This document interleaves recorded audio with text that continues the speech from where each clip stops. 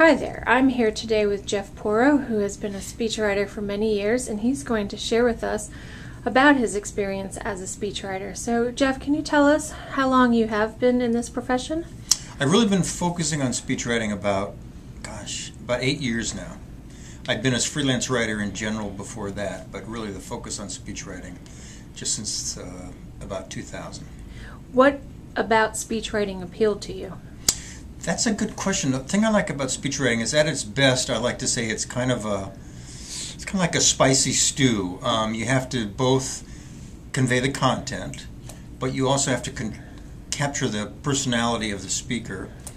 And also you can put in elements that you maybe couldn't put into a white paper, like a little humor, some historical allusions, some fun quotations. So it's always something new in that blend. So that sounds like the perfect recipe for a successful speech.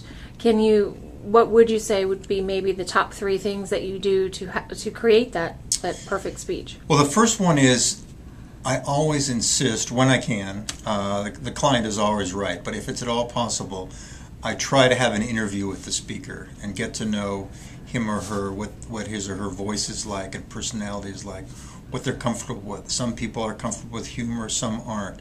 Some are comfortable telling something about themselves, some aren't. Some like to make historical allusions, others don't. So I try to capture that.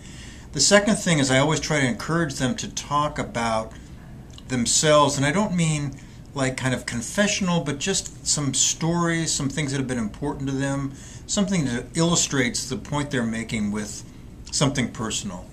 And the final thing is I try to put some drama into it. Lee Iacocca said if you want to convey information, you can do that in a white paper, but a good speech really has drama. After you've met with the individual, how do you write the speech so that it sounds like it's coming from that person and not that it's coming from you? That's a really good question. I try, as I said, I try to do the interview. I also try to look at videos of speeches that they've given in the past.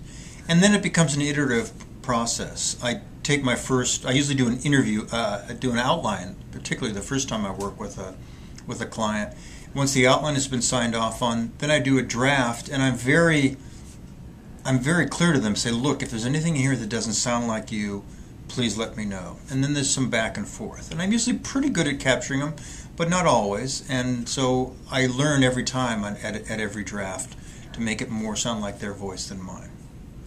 What's the best compliment you can receive as a speechwriter? That the audience really enjoyed it. Okay, great. Thank you for your time. You're welcome.